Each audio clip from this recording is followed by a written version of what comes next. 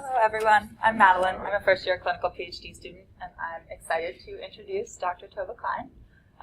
She received her BA from University of Michigan and her MA and PhD here at Duke, obviously, hence alumni. She's currently an associate professor of psychology at Barnard, where she's been since 1995, and she's also director of the Barnard College Center for Toddler Development.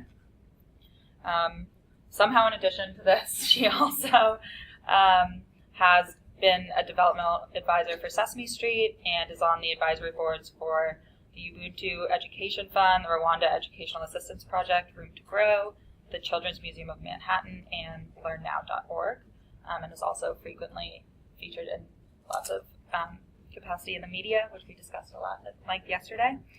And on top of all of these things, she's the mother of 3 boys, which gives her a special kind of expertise on today's topic. And she's also the author of How Toddlers Thrive, which I'm sure will not be her last book. So welcome, Dr. Tovah Klein. Thank you for that introduction. Hi, everybody. So I was asked to come back to Duke and speak, and I'm really excited to speak to graduate students. I spoke yesterday about data and working with your data or with the research findings in your field and applying them to broader audiences, which I do a lot of. Was certainly not what I thought my career would be, but has been a wonderful part of my career because you can reach all kinds of audiences that way. But actually, when I met with the people from the graduate school, I said, I'd be happy to come to Duke and give a talk, but you have lots of people who can give research talks. Could I meet with the graduate students? That would really, I think, be a contribution because I was a graduate student here. And so that's how this talk came to be. I've also been doing work.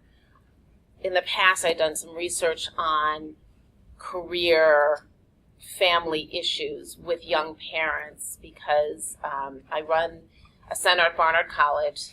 I'm going to tell you a story a little bit on the career family side.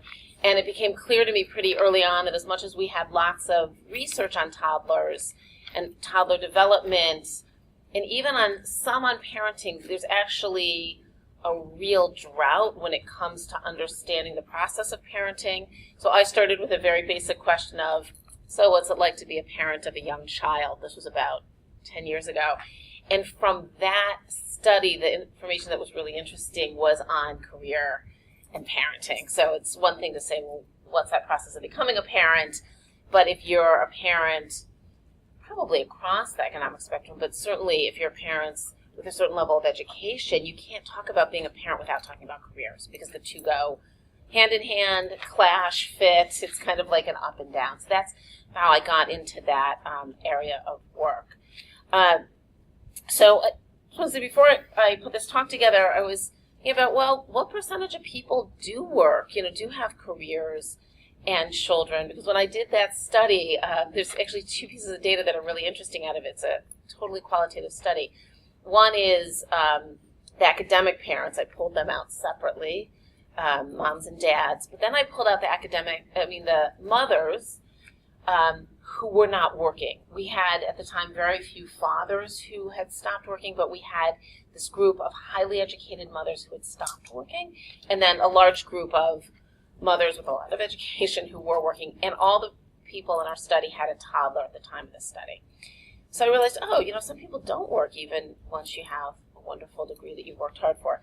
But the data is pretty clear that, if you look nationally, regardless of education, 70% of mothers are in the workforce, and about 2/3 of mothers are in the workforce with children under the age of 6. It's actually harder to find father data because fathers are in the workforce at such high rates, right? So I don't know what it's like in Durham, but in New York, there's actually a growing stay-at-home dad, I want to say almost movement, and so there's a New York City dads group that started about a decade ago, and I think it was a really novel thing, and now there's groups all over the country. So I know San Francisco has one, Cleveland has one, Chicago has one, to really provide support for fathers who are the parents staying home.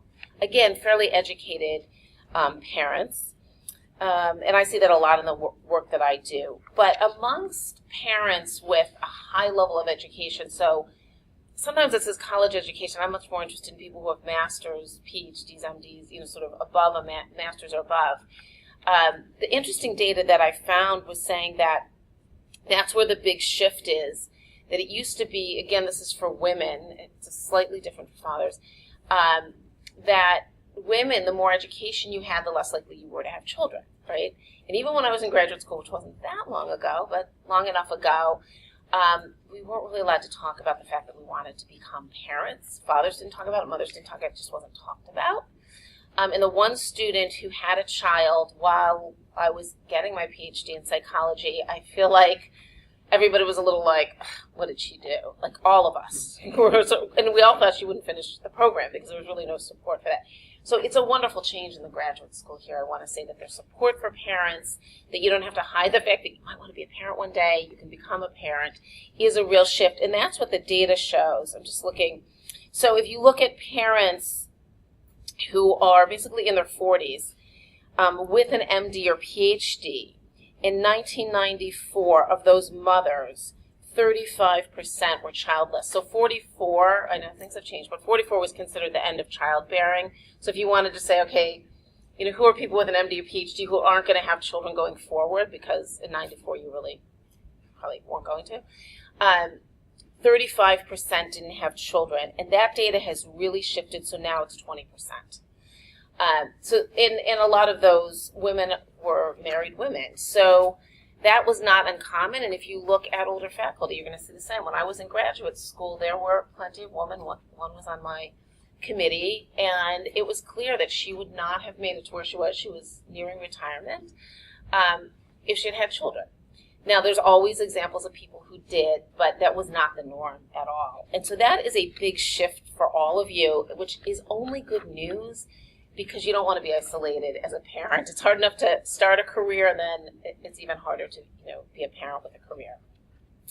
So I'm going to tell you a little bit about my journey, and then talk about what I think are some of the pieces that go into career parenthood. They're different for everybody. There's no such thing as a right answer. I often have other young parents or students thinking about family, saying when's the right time to have a child. And here's the good news, bad news.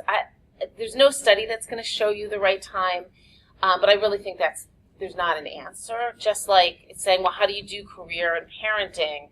There's not one right answer, but I think there are rubrics that are incredibly helpful that you guys can learn from those of us who went before, that I've learned from people who went before me when I was in the throes of young children in particular, saying, how did you do this? And people saying, oh, here's how you do this. So basically, when I left Duke, it was clear to me that I wanted children. I had my PhD.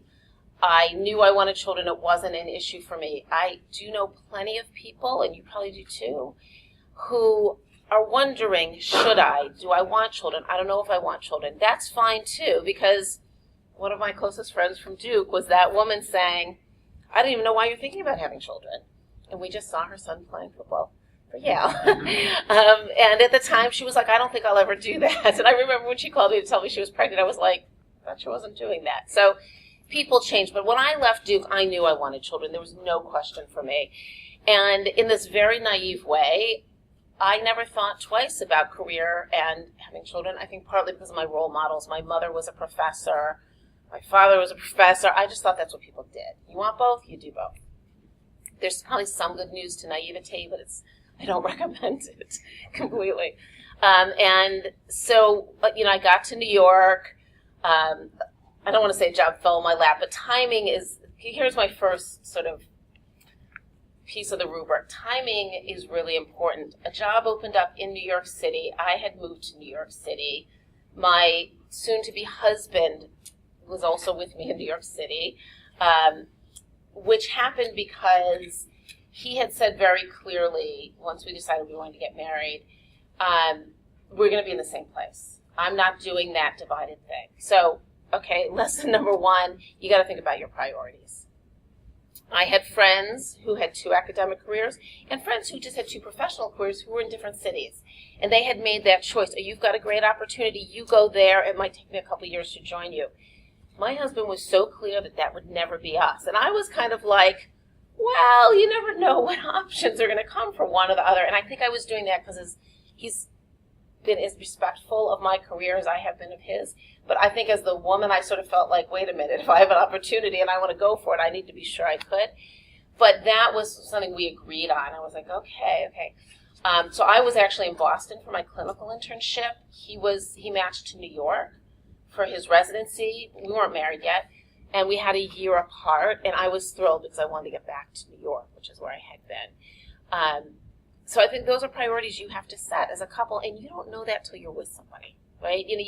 I think we all have these ideas and plans. Oh, it's going to work this way. But some of those decisions you can be thinking about, but you have to really make in the moment, which I think is hard for any of you who have already been good students. You're high excellers if you got into Duke and you're getting your PhD here, or are there others? You're all PhD students, right? Different fields.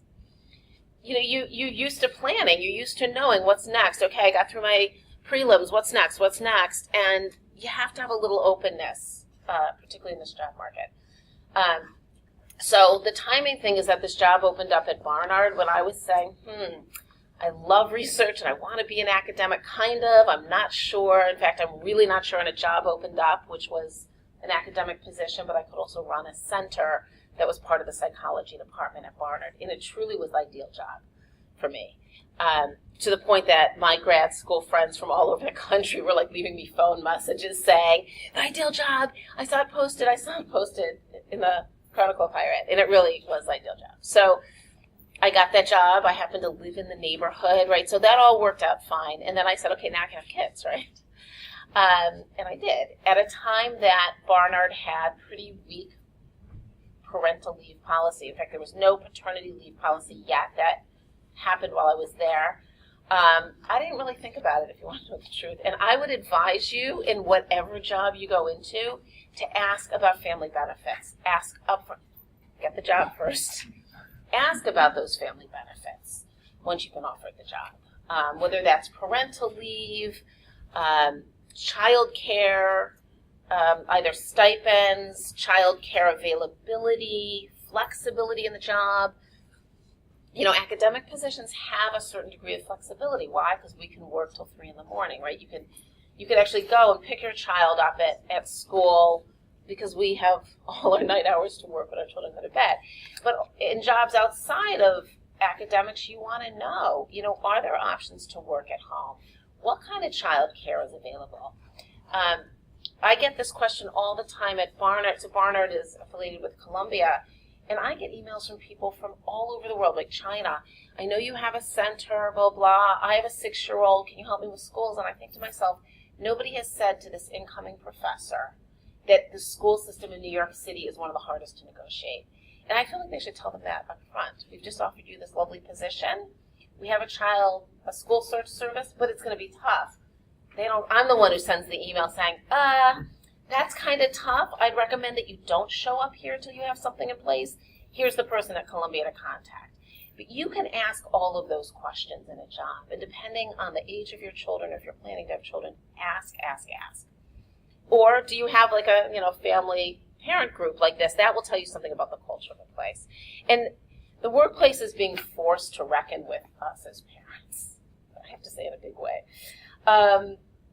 So I got to Barnard, and within a very short time I was pregnant. I thought, this is so great. And that baby was due in December. I was like, perfect, end of term, get the term off, and I had a miscarriage. Very common for women in their 30s, right? And that was, I think, the first time that I had to say to myself, I can't plan my life.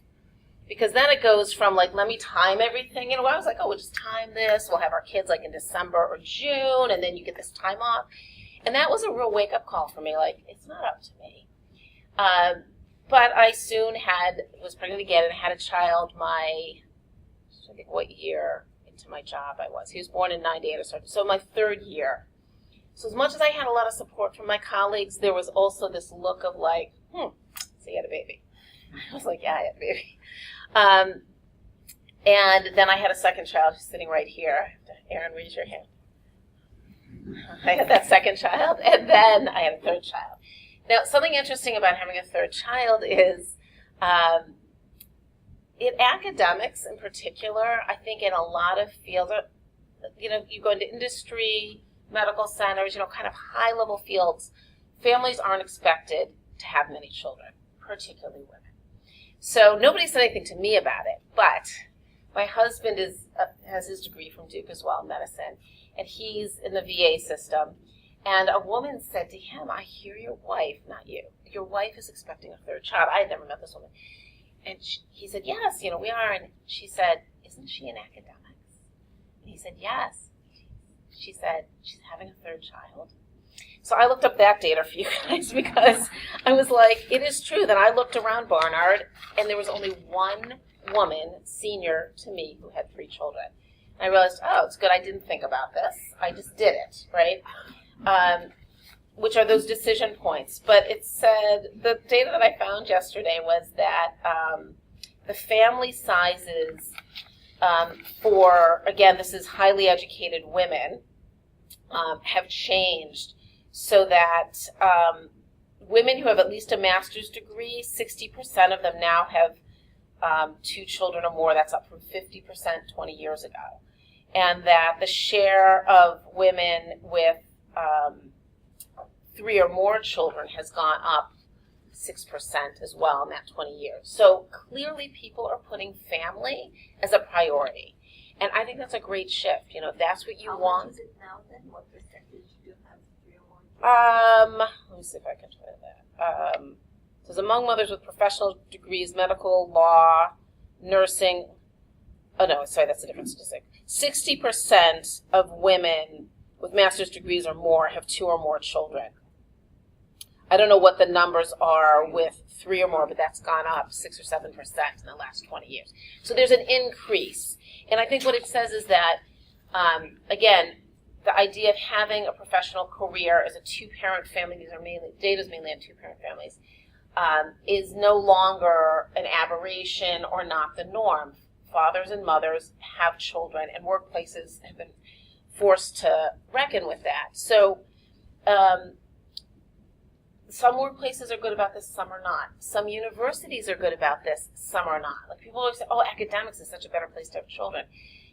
Yes and no, because there is flexibility. If I'm not teaching a course and my center's not open, I could actually, be at my child's school that morning. You can't do that in some jobs outside of academics, but there's not necessarily policies to support you. Some employers have great policies. Google is known for having the most family-friendly policies. They have an incredible child care system, not in New York. They just opened in New York, but in California. American Express, Merck, if those of you in the sciences are going into pharmaceutical, that kind of research. There are a number of companies that have very family-friendly policies. And in this era, family-friendly tends to be parental. Used to be, what are the policies for mothers? Much more, it's for mothers and fathers. And those are the questions that you have to ask at the time of employment. You can also look around in a place and see who has children. And, again, once you have that job in hand, start talking to people. I think it's much less common to be in places where there aren't young children. But it's interesting that it says so I had looked up companies that had family-friendly policies. That's usually on either parental leave, child care subsidies, work-at-home options. Maybe you can work at home on Fridays. Well, that means you're home with your child part of the day. On the other hand, I give talks at corporations, and they're starving for people to come in and speak to parents about young children or school-age children, whatever, because they're working long hours. I've spoken at American Express, Bank of America. People are working very long hours, and what they're saying is, I don't see my child during the day. So they love coming to lunches where there's actually some discussion of, what children need. On the other hand, I think, but they're struggling with, I don't see my child. So those are decisions that, as professionals, I think everybody has to make. The beginning of your career, of course, you're putting in a lot of hours. There's no question. I felt like I lived at Barnard. I can't tell you how often I put that first baby to bed and went back to work because I live near where I work, which is always a double-edged sword. But to say to yourself, how much of this do I want to be part of? Because, you blink. Everybody says this and nobody believes it, but I sent my first child off to college. So you blink and your children are grown up. So Yes, you have to work more hours and harder, I think, in any career as a professional at the beginning, but you can also make choices around that. One of my classmates here at Duke chose to go to a less research-heavy institution. She had 2 offers when she came out of Duke, and I'm sure that everybody, included and myself, thought that she would be at a high-powered research institution, and she made a very conscious decision that I just so admired, which was, I said, why did you pick that? She said, because I'm going to want children, and I'm not going to want that research pressure. And if one of my children's sick, I don't want everybody breathing down my back because I stayed home. And you know what? She has that career. She has 4 kids. She never imagined that. She has 4 children. And she says, when they've been sick or they've needed me home, I've been able to do that without, say, my research going awry. Has she struggled because she wishes she had a bigger research career? Yes. But she wouldn't give it up. So those are decisions that you make. On the other hand, you can do both. You really can. You just have to be, I think, very mindful of why am I doing this. Okay, the next thing I want to say is I think what carries people through high-powered careers and children is passion. If you don't like what you're doing, I can assure you once you have children, this is true for fathers and mothers, it's particularly true for mothers. I see it with my Barnard students. I have Barnard and Columbia students. They're great students. I see so many of them going on to like law school or med school. Why? Because their parents want them to. And I tell them up front now, you can do that, but if you're not enjoying this, I promise you can give up the career. And I get these emails 10 years later, Professor Klein, I remember sitting in your office, and you're right, I've given up law. And then I encourage them, yeah, but you can use whatever brain knowledge you have to do something else. And that is certainly true with a PhD. It's certainly true with really any higher ed degree. You can do with it what you want. And people, particularly in this era, don't do just one path, right? It's not necessarily that we all climb an academic ladder, and I did not. So when I got to Barnard, I was on the tenure track. I had my first child. I quickly had a second child. And I started to think, I don't think I can continue doing the research that I need to be doing and get it published where I need to get it published. And Barnard was very clear. If it's not child development or developmental psych, it won't count towards tenure. I was like, well, that's a little harsh. But they were like, clear. You need this many publications. And I was running a program that I was expanding. And now I had 2 children, and I thought, I can't do all of this, but I'll just stay on the tenure track. Another piece of advice I have for you, stay on it as long as you can, because it's still on your resume, and when you apply for the next job, you can do it before you went up for tenure. It doesn't hurt you, right? So I see women in particular quitting at that point that they've got a child or 2 and going, I can't do this anymore. You can really stay in it because you know what, 2 years later you might be able to do it. But when your kids are first born, it's very, very difficult. But I had an opportunity because I ran that center that the administration had asked if I would be willing to switch roles so that I could spend more time running the center. And at first I was insulted, and I said, no way. I'm on the tenure track.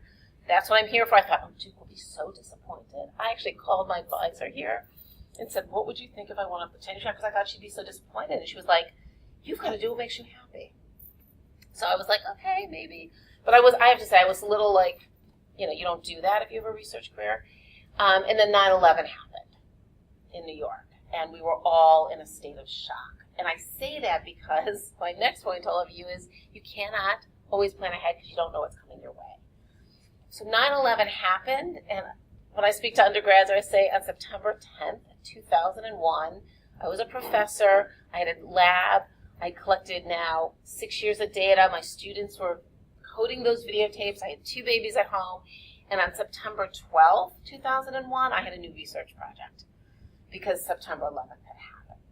And we were all sort of in this daze, and a colleague and I went down to ground zero soon after and started meeting with families, really to do a needs assessment, to say, what do young children need and what should we be doing? And that turned into a research study.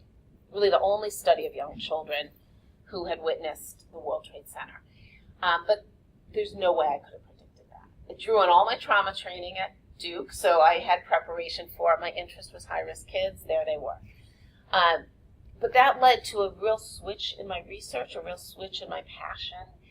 And that led to many more opportunities for me that I never expected. So, for example, being asked by all kinds of organizations to come talk about the needs of young children, in disaster, but also things like, could you give a talk on fears? Our community wants to know, people downtown really desperately want to know this, what are normal fears and what are fears because of what the children had just been through? And no parent wants to think that their child's been traumatized, so what they wanted me to say was, all 3-year-olds have fears, this has nothing to do with the World Trade Center. But, in fact, children were terrified after the World Trade Center. So they were afraid of things like fire alarms, they were afraid of airplanes for sure, they were afraid of being alone, and the parents would say, aren't all 3-year-olds afraid of being alone at some point? I'd say, yes, but yours has just gone through a pretty serious situation. So that actually opened a lot of doors for me that continue from that work. And that's partly when I started working more with broader audiences around how do you take the research and what we know about children and apply it more broadly.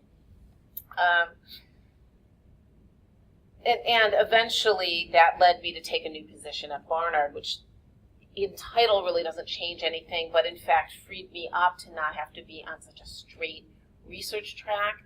And actually, that's when my career, I would say, blossomed, because I didn't feel so beholden to that straight child developmental psych research track, and I could open up my research more. So in a funny way, my fear of going off the tenure track, because it wouldn't let me do all those things I thought I was supposed to do as an academic, opened many more doors for me, and it allowed me to do a lot of this consulting to not-for-profits that I could not have done before, because I would have had to, be really focused on the tenure thing.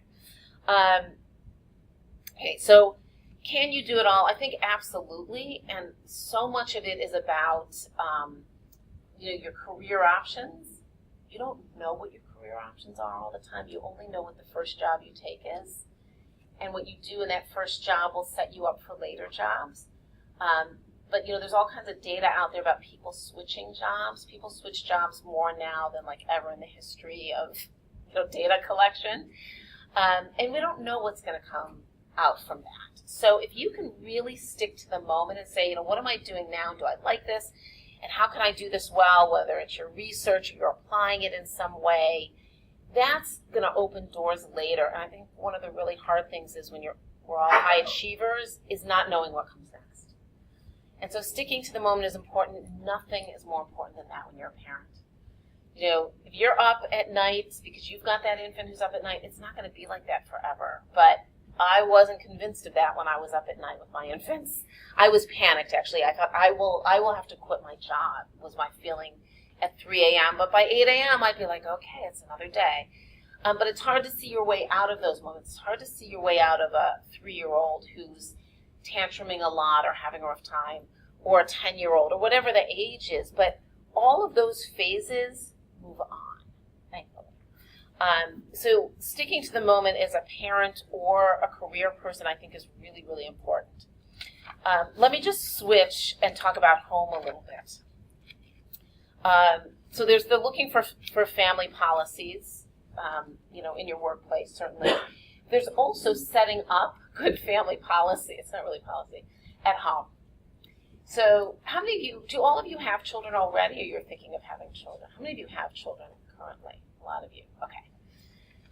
You might know this if you look back to when you got partnered with the person you're with, or it may have started when you had a child.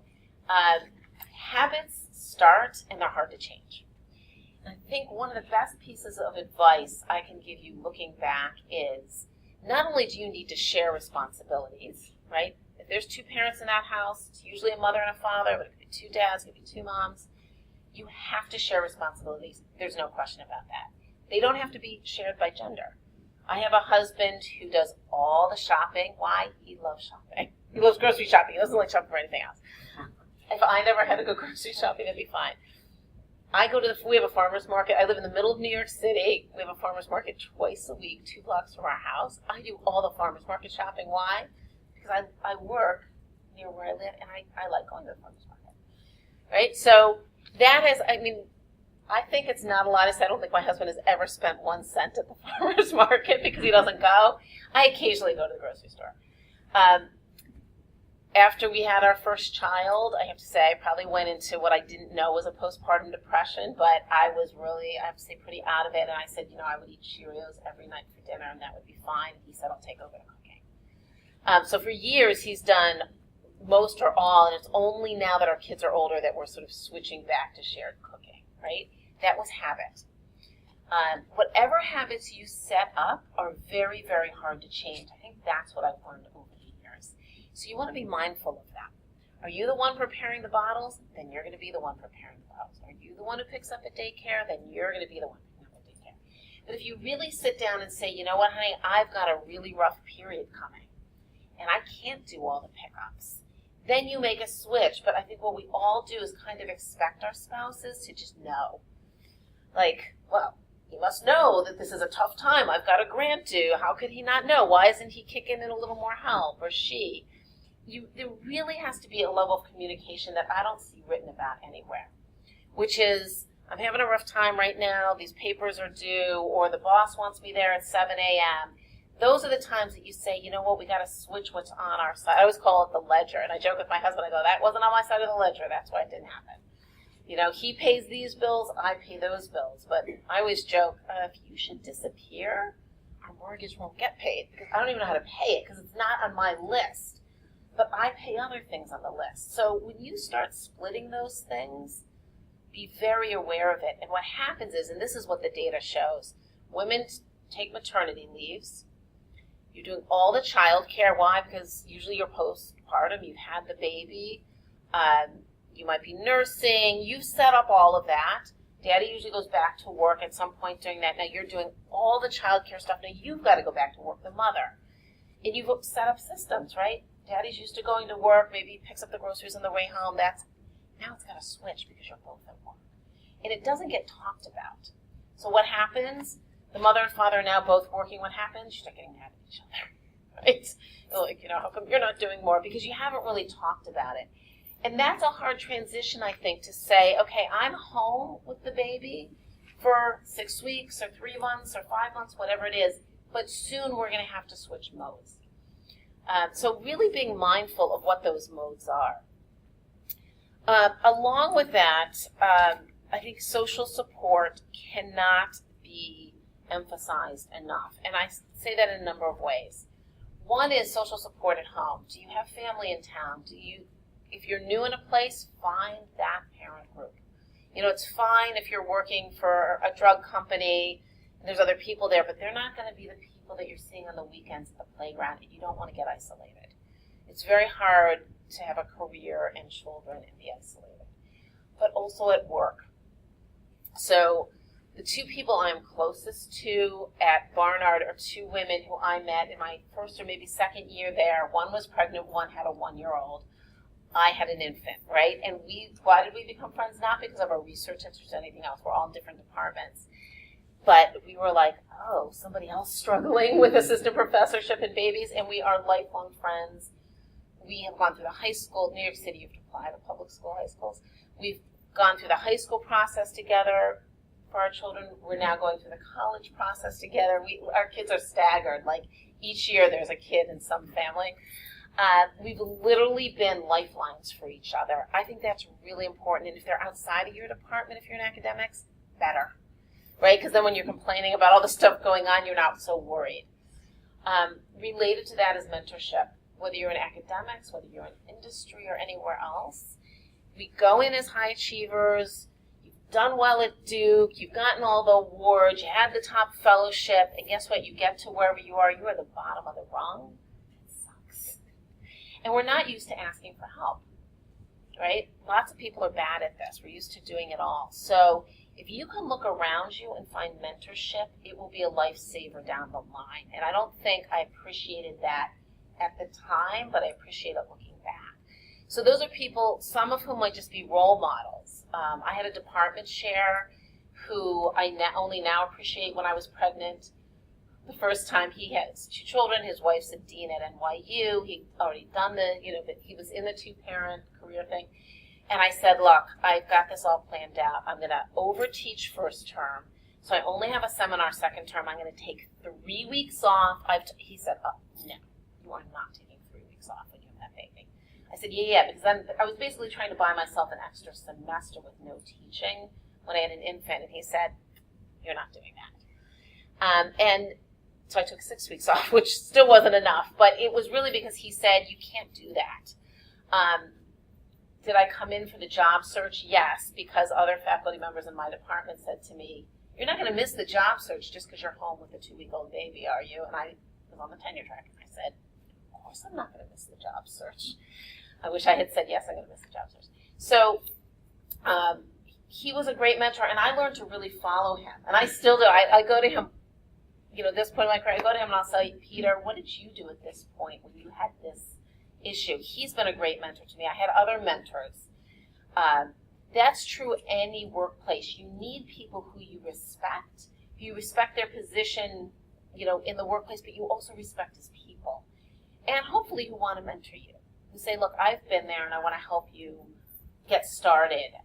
And ideally they're people with children, because it is hard for people to understand either your desire to have children or what life is like at home during those rough periods if they don't have children. So they can mentor you in other ways. So that kind of lifeline, I think, is important. And if you're in academics, some schools have this now. Barnard started this a few years ago. They started a junior mentoring program for junior faculty. So I mentor a woman who's not in my department, which I just think is a great idea, because so often in an academic department, you don't want to be asking your great colleague, who you think is a really great person, questions that you're afraid are then going to impact your career. But you might ask somebody, I'm in psychology, I might ask someone in poli-sci about it. And so they've set up a mentorship program where when a junior faculty member comes in, they're matched with somebody in another department. And I think it's really been very successful. The woman who I've mentored, we've become friends over the years. And I said to them, I'm not mentoring her anymore. She's like winning awards at the college. They were like, she's only here 5 years. And they're probably right, which is that's still early in your career. But we go out to lunch, and often what we're talking about are issues with her family, right? This was a rough patch with my family. I feel like I'm behind on whatever at work. But it can also be mentorship around, what service is expected of me here at the college, or whatever the questions are. So anytime you can find mentorship and social support, it's going to help you in the workplace. I think those are the main pieces that I wanted to talk about. I'm going to end my remarks and open it up for questions by saying that I do think the process of starting a career and recognizing that careers are long trajectories is something that we also don't talk about. Careers are very long trajectories. And when you're at the beginning of a career, I think it's hard not to be somewhat anxious, if not panicked, depending on your personality, thinking, if I don't do this, I'll never do that. But if there was some way to envision careers as longer periods, first of all, policies would change, particularly parental leave policies for mothers and fathers. But also, you would change. If you said, oh, look, I'm an assistant professor now, but in 30 years, I'll be at this point in my career, you might make different decisions at the beginning, or at least you would say, look, this is a moment in time, and let me do the best that I can right now, and then see where it takes me. An example I'll give you, I have a colleague in psychology who is a cognitive psychologist. And when she had her second child, she decided she couldn't do this. She commutes over an hour to work. She said, I can't do this anymore. And she was going to leave. And I felt bad for her. She's not somebody who really likes to be mentored. I met with her once and said, look, I think you should not make this decision right now. That's all I said. But she was really like, I know what I'm doing. Well, fortunately, our provost stepped in and said to her, I don't think you're in a position to make this decision right now. So why don't you hold off on this decision for a year? It'll give you another year at Barnard. It's a prestigious place. So now it's 3 years later, and this woman just said to me, we were having a discussion about some planning for a new center for my program and for developmental research, and I said, well, when we met at the beginning of this process many years ago, she said, oh yeah, that's when I was going to leave Barnard. And I said, oh yeah, that's right. She said, so I barely remember the conversation, because she said, Tovah, I was sitting in that meeting acting like I cared. She said, I didn't care. She said, I was going to leave Barnard. And I said, and now? And she said, I am hoping I get tenure. And this is 3 years later. So our provost was right to say to her, don't make this decision right now. And she said, and even if you don't get tenure, you'll at least build your research program here. And so when you apply for your next job, you'll have that many more years of building your research program. So that was interesting to me, that timing is so important. You don't want to make decisions when you don't have to. But I think, as high achievers, we tend to say, in 5 years, I'm not going to be able to get to that point. I better stop now. You might get to that point, or some other opportunity might come your way that you don't know. So you want to be open to that and not think of careers as so linear or so short-term. Because we tend to chunk them, like first I'm going to be assistant professor, first I'm going to be the low-level rung, in this position, and then I'm going to get to here, and I'm going to get to here. In fact, careers don't take that trajectory as often as people think they do. Unless you're like in a big bureaucracy where that's how they go. So I'm going to stop there and see if you have any questions that I could answer. Anybody? How many of you are planning to go into academics? I should ask that from the beginning. A bunch of you. Okay. There are a lot more parents who are academics, and I think that just that change helps. When I see my young colleagues having children, men and women, I think that in and of itself helps. Because when that person can't come in because of, an emergency, the emergency is usually a child threw up at school or something, people get it in a way that they didn't used to. There was always this, I always felt like there was this rolling eyes of like, oh, he's not here again, But I think that is shifting, hopefully. I will say the one thing that works against us is this data. If you ever wanted to look at interesting data, it's the Pew Foundation that does these wonderful surveys and reports on these things. One of the things they said is, that 3/4 of adults say that the increasing number of women working for pay has made it harder for parents to raise children. That attitude in the workplace is hard, but I think there's a reality to that. It is hard to raise children with two parents working. But the other thing they say in there is that 54% of people they surveyed say that children are better off when a mother stays at home, and 8% say children are better off when a father stays at home. So that's the attitude in the workplace that works against, I think, everybody, mother and fathers. Because if you think that a mother should be at home, you also don't respect that a father might leave early, to pick up a child. So it goes both ways. So you mentioned that habits sometimes are really difficult to change, like in this process of being able to enroll in an academic program where you are thinking all the time, working here all the time, mm-hmm. and go into the process of having a baby, like what recommendations do you have? Because actually that's, from what I understand, a process in which you have to change most of the habits because there is a new priority in your life. Well, I'll tell you the good news about that new priority. You get much more efficient. So this is one of the things that came out of that study that I did, interviewing parents. But I also know this from my own life. You waste much less time. So, for example, we didn't have the web when I was in grad school. Thank goodness, because I think it's harder for all of you. I didn't have that thing to get sucked into. But also, when my kids were young, the web wasn't really, it was starting, but it wasn't. Facebook didn't exist, etc. You'll cut out that time. You won't have that. Or as my husband used to say, we used to clash at the end of the day because before we had children, whoever got home first had, quiet apartment. I lived in New York City. It was quiet. You might have a half hour to yourself, an hour, depending on the other person's schedule. Once we had children, nobody got that time. So if I was home first and had that baby who was screaming, he walked in, I was like this. And we used to get into fights because he'd say, no, I need a few minutes. And I was like, excuse me. And I felt the same way if I walked in the door. I need a few. Right? So your priorities shift, but your efficiency changes. And there's actually work data on that. What do you lose out on? You don't schmooze over coffee. You don't do those things. Eventually you get that back. But you actually become more efficient. So if you know that grant deadline is coming up and you actually don't have the whole weekend to do it, I used to go into work on the weekends, but if I said I was going in for 2 hours, I went in for 2 hours. And I used to feel like, I'm getting as much done as when I used to come in for the whole day Saturday. Why? Because I'm sure in those days I was doing 6 other things. So that's one thing. The other thing is, I think at some level you have to say to yourself, I'm actually going to get less done. And that's okay, or it may take me longer. What I used to do, over the course of a day might take me a little bit longer, and that's okay. And that's shifting our own expectations, which is very hard at the beginning of your career. It's much easier mid-career. I'm much better now about going, oh, missed that deadline, oh well. I was not like that at the beginning of my career. I was like, I'm not missing any deadline, and then that makes you more anxious as a parent. It just spirals.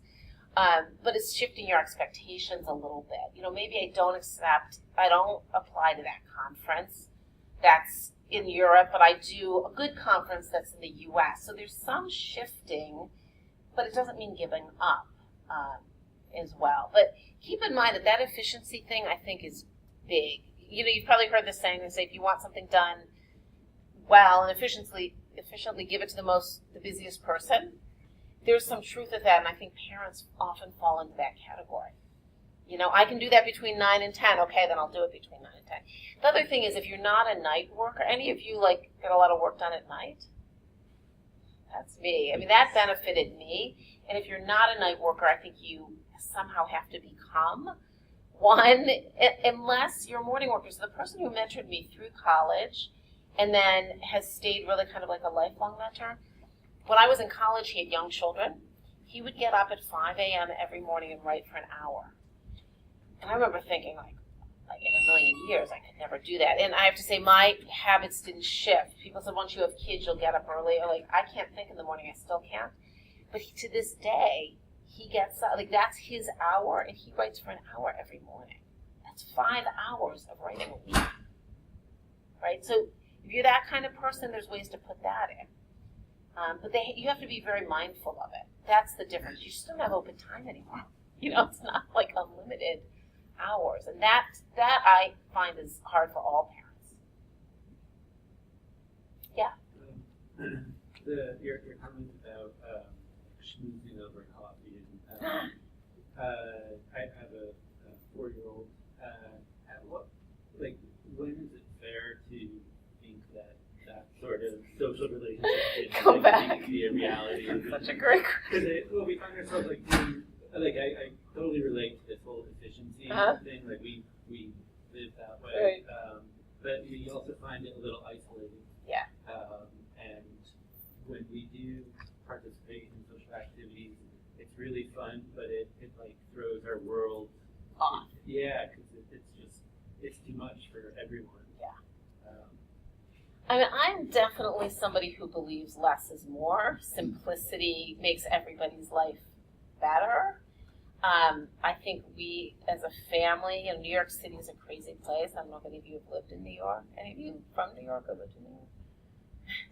It's a crazy place. So whatever's going on anywhere else, it's 6 steps higher than you, which is actually what helps me then understand. It's okay, it's like this here, but it's like this everywhere, but at this level.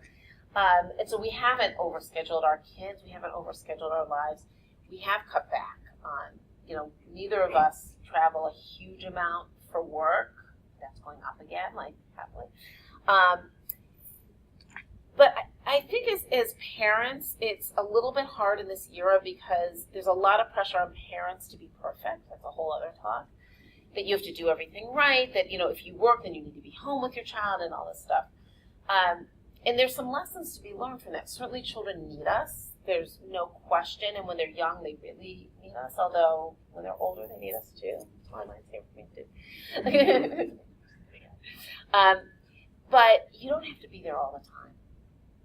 Right? So if you're feeling I actually encourage parents to have a date night. And I was not good at taking this advice until things got very tense in our family. And I realized, I was like, honey, we have no time, not 5 seconds, that it's just us, because we're exhausted once the kids go to bed, or I'm working, right? So, going out once a week, even if it's for a walk in the park, if you don't want to go to dinner, gives you time with your spouse, and you don't want to get isolated from friends entirely. I got that by having these 2 friends at work. To say that was my sustenance, and to this day we get together for lunch, the 3 of us. It's funny, when our kids were younger, we got together for dinner. I think it's because we needed a break from home, but now we just get together for lunch. So I don't think it's ever too young to say, you know what, we're going to get a babysitter tonight. My child's going to be fine, and we're going to go out with other adults. Or if you have a friend you want to go out with. As kids get older, it does get easier if you don't overschedule your children. And you don't have to be at every event for your children. You don't have to be at every soccer game and every, that you have 3 performances of the same show. I hear friends of mine saying, oh, you know what, Thursday night the show goes up, and then Saturday night, and then I say, you're going to all 3 I would never miss a performance of my child. And I'm like, I would. So I think it's a way of saying, your children don't need you there 150%, but they need to know you're available. And you don't want to lose that part of yourself, and you don't want to risk your marriage. Marriage is hard once there's children involved. Marriages do better through careers than they do through parenthood. And then it gets easier as your kids get older, and you really do regain. I'm much more social than I ever was. Like, my husband and I now have subscription to theater in New York. There's all these small theaters, not Broadway, but off-Broadway. And every year we have a subscription to theater, which we had cut out. We had that before we had kids. We had it at the beginning of kids, and then we realized we're going to these shows and we can't stay awake. This is misery and it's money. And we now have gotten back to the last 3 years. We've had some subscription every year. We love it. It's like, sometimes we get tickets for our kids too. They're older. So you definitely regain it. But don't give up your adult feeling. And it's exactly what you're saying. When you start to feel like we're getting isolated, that's the time to say, you know what, let's schedule something with a friend. And, people looking, oh, we go out on Wednesday night. Don't your kids need you home? No, not every night they don't. Yeah. And you're better parents for it, and I think you're better workers for it, too. Other questions? Nothing else? Well, thank you. Help yourself to more lunch. And I also wanted to say, if you didn't already register, if you don't mind just signing in real quick. I mean, those of you who registered, you can sign in if you didn't register. I also have to give a plug for my books and some of your parents. I did find the time to write a book through all this, and I will tell you why I managed to write this book. It's because once I started working with broader audiences and saying, you know what, there's so much we know about children that's not getting out there, and there's so much misinformation about what young children need. I took years of telling parents that I was writing a book, because I work with parents, and I would say, that's such a great example, I'm going to put that in my book. And then parents started saying to me, so when's the book coming out? I was like, I'm not actually writing a book. And all I could think was, when would I write a book? I've got 3 children at home, I have a spouse, I have a career. And that was always my thought. But like your social life, that does come back to you. I finally realized, you know what, if you're really passionate about something, you can do it. And that's, I think, what happens in our careers. That's the other piece.